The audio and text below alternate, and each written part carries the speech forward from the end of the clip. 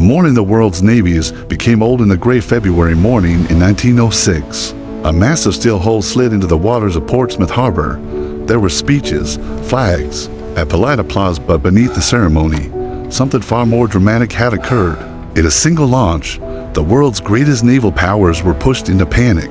Admirals who had spent their lives mastering fleet tactics realized almost instantly that everything they knew was outdated. The ship did not sink an enemy. It did not fire a single shot in anger. Yet it destroyed the value of fleets built over decades. Her name was HMS Dreadnought, and naval warfare would never be the same again. Naval power before Dreadnought, a carefully balanced world before 1906. Battleships followed a predictable and trusted design philosophy. These ships, later called pre-dreadnoughts, were the pride of empires. They carried a small number of very large guns for heavy blows, a larger number of medium guns for closer combat, numerous small guns for defense, coal-fired, engine speeds limited to around 16 to 18 knots. Naval thinkers believed future battles would resemble the past. Fleets maneuvering at relatively close range, exchanging mixed gunfire until one side broke formation. Medium guns were considered essential because no one believed accurate fire at extreme distances was realistic.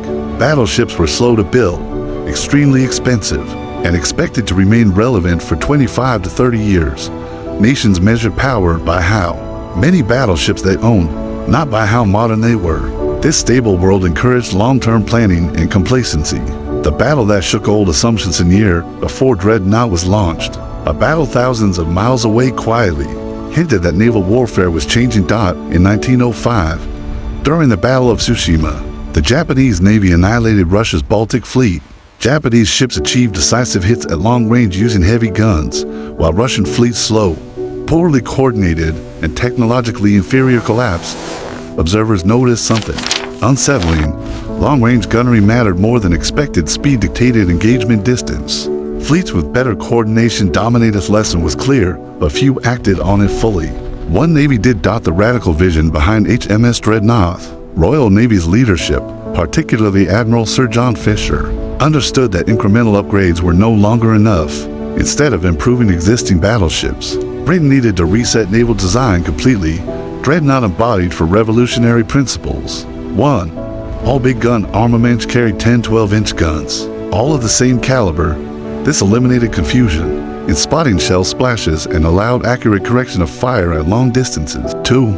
The steam turbine engine, nesting like traditional reciprocating engines. Steam turbines made Dreadnought faster, smoother, and more reliable. She could reach 21 knots, outpacing every battleship afloat. 3. Long-range fire control, uniform guns, and centralized fire direction made long-range combat not just possible, but dominant. 4. Optimized armor protection instead of spreading armor evenly. Protection focused on magazines, engines, and command areas, the ship's vital organs. Individually, these ideas existed. Together, they created something terrifyingly effective. While one ship made entire fleets obsolete, its impact was immediate and brutal. Pre-Dreadnought fleets were designed to fight each other, not Dreadnought against her. They were helpless. Their mixed guns couldn't match her range. Their slower speed meant they couldn't close distance. Their fire control systems couldn't respond effectively. Their armor wasn't designed to withstand repeated heavy caliber hits. In theory, one Dreadnought-class battleship could defeat multiple older battleships alone. That meant something unprecedented in military history had occurred. A single technological leap erased the value of existing global arsenals. Britain's own fleet, once the largest and most expensive in the world, was suddenly half outdated. Britain's dangerous gamble launching Dreadnought was not a safe move. It was a calculated risk. Britain had more to lose than anyone. It possessed the most pre-Dreadnoughts. It depended on naval supremacy to protect its empire. It faced rising competition from Germany, but delaying innovation was worse. If Germany launched the first all-big gun battleship, Britain's advantage would vanish overnight. So Britain chose disruption over comfort and paid the price. The global arms race against the launch of Dreadnought sent shockwaves across the world. Naval balance was no longer measured by total battleships but by Dreadnought count. Germany accelerated construction under Admiral Tirpitz. The United States redesigned its entire battle fleet. Japan committed to dreadnought supremacy in the Pacific. France, Italy, Russia, and others followed. Older ships were now second-line vessels at best. Nations rushed to build new ones before rivals pulled ahead.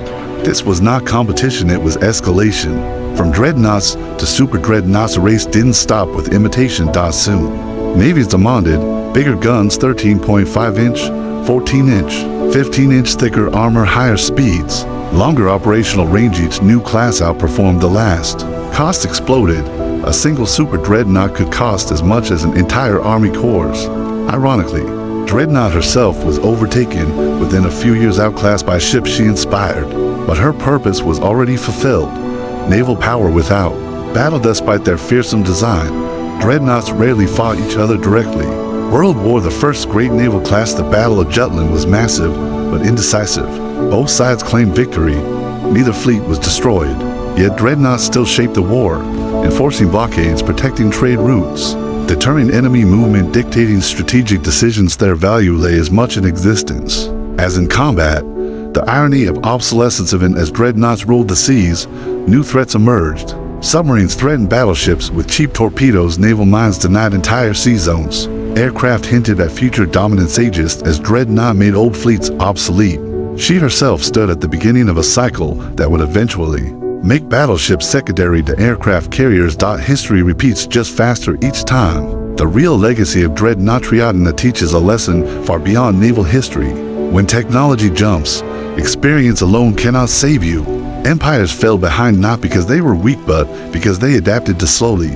The same pattern appears again and again. Tanks replace cavalry, aircraft carriers replace battleships.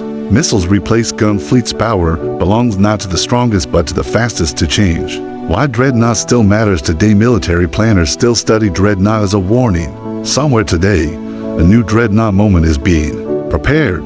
High-control warfare, hypersonic missiles, space-based weapons, cyber dominancian. When it arrives, entire doctrines may collapse overnight, just like the fleets of 1906. Final reflection on ship. One launch. One decision. And the world's navies were never the same again. Was dreadnought a stroke of strategic genius or the spark that fueled global instability and war? If this deep dive changed how you see military history, like, share, and subscribe, and tell me, what do you think will be the next dreadnought moment in warfare?